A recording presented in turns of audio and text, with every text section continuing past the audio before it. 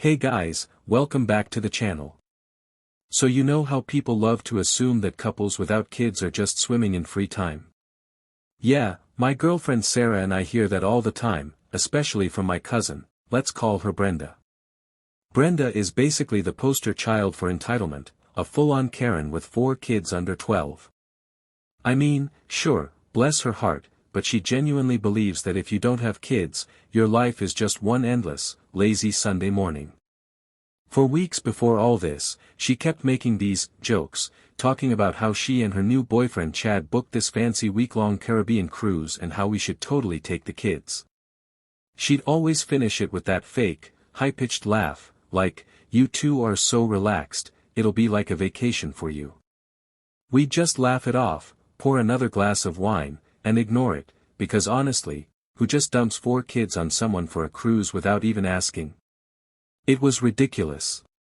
So this past Friday, Sarah and I had planned the perfect chill long weekend, no alarms, just coffee and old movies. That fantasy lasted until exactly 7:05 a.m., when this frantic, aggressive knocking jolted us out of bed.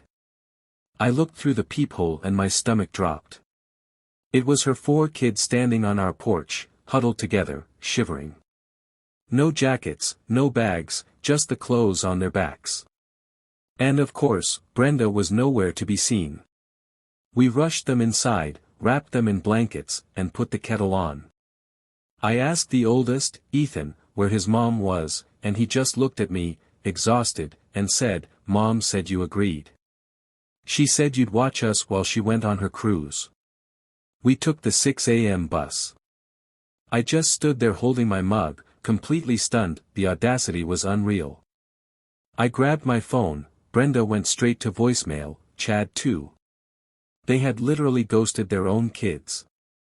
I called my Aunt Patty, hoping for some explanation, but she just sounded annoyed and said, "Oh, come on, Alex, Brenda told me you finally agreed to help.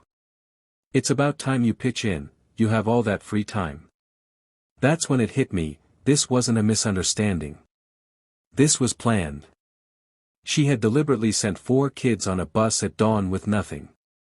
That's when I stopped trying to be the nice cousin and started thinking about those kids' safety.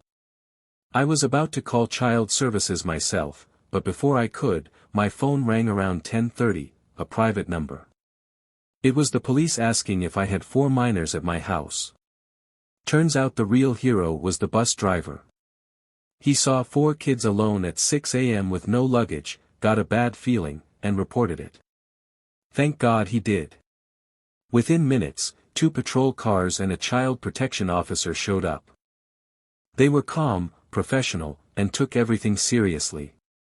I showed them the messages, explained the situation, and told them what the kid said.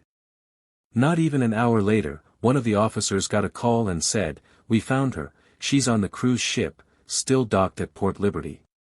We've pulled her off." That image alone was surreal. About 20 minutes later, Brenda showed up, escorted. She walked in wearing full cruise gear, big floppy hat, oversized sunglasses, lanyard still around her neck, and didn't even look at her kids wrapped in blankets. She looked straight at me and said, "Are you serious, Alex? Did you really call the police? I told everyone you agreed." That's when I dropped the polite act. I looked at the officer, then at the child protection agent talking to Ethan, and told her flat out, "You abandoned your kids on a cold bus with no warning and turned off your phone. You ruined your own trip, not me." She immediately lost it, screaming that I sabotaged her, that I was jealous, that I ruined her chance at happiness. And then, as if that wasn't enough, my Aunt Patty called, yelling in my ear that I'd wasted the cruise money and demanding I pay it back. Not one of them cared about the kids sitting right there. Finally, the child protection agent stepped in and told Brenda this was a serious neglect case and an investigation was starting. Brenda just scoffed, yanked the kids up, muttered, "Get your stuff," and walked out, no apology, no thank you, nothing. And somehow, in her mind, I was still the bad guy. That night I tried calling Aunt Patty and Brenda one last time to explain that it was actually the bus driver who made the call, not me, but both of them had already blocked my number. Still, That whole family drama was just the surface of what was really going on. The real story started a few days later when the child services caseworker called me back for some follow-up questions, and that's when she dropped something I wasn't expecting at all. They had reached out to the kid's biological father, someone I honestly hadn't thought about in years. Let's call him David. I had always assumed David was completely out of the picture, but it turned out he'd been consistently paying child support and trying again and again to stay in contact, only for Brenda to sabotage every attempt, blocked calls, last-minute cancellations, and outright lies for years. When David found out what she had done, sending the kids alone on a freezing early morning bus, he wasn't just upset, he was furious. That same night he drove straight over to our place. He looked exhausted but held himself together, and we sat down talking for hours. He just wanted to hear everything directly from me. You could feel how much he genuinely cared. He kept asking if the kids were scared, what they said, how they were holding up. Then he told me he'd been documenting everything for years, every missed visit, every excuse, every strange shift in the kids' behavior. He said this incident was the final line, the one thing he couldn't ignore anymore, and that he refused to let his children grow up thinking this was normal parenting. He told me he was filing for full custody immediately, and honestly, it felt like the only right move. Sarah and I told him we'd support him however we could, because those kids deserved something stable. But of course, stories like this don't end quietly, and the person in the wrong always tries one last move.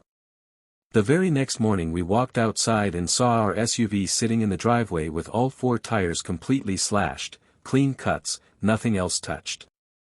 No cameras, no witnesses, but the timing and the message made it pretty obvious who was behind it.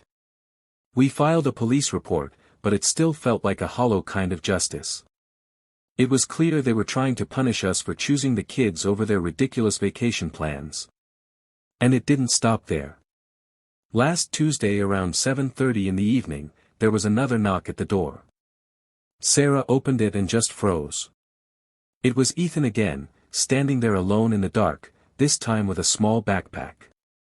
He quietly said his mom told him to come stay with us for a while because he didn't want to stay at Chad's place anymore.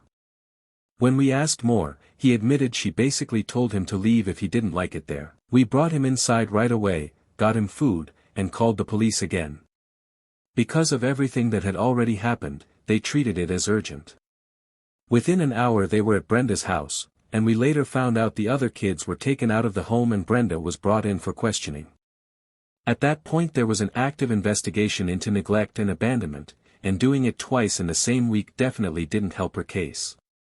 The next morning Aunt Patty showed up uninvited, standing in our driveway screaming at the top of her lungs, accusing me of destroying the family, stealing her grandchildren, and being jealous because the cruise was the first time she had been happy in years.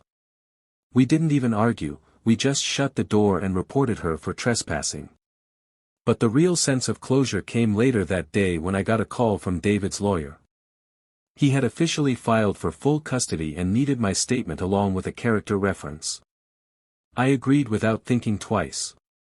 I never asked to get dragged into this kind of toxic mess, but if standing up for those kids meant dealing with legal drama and even more petty retaliation, then so be it.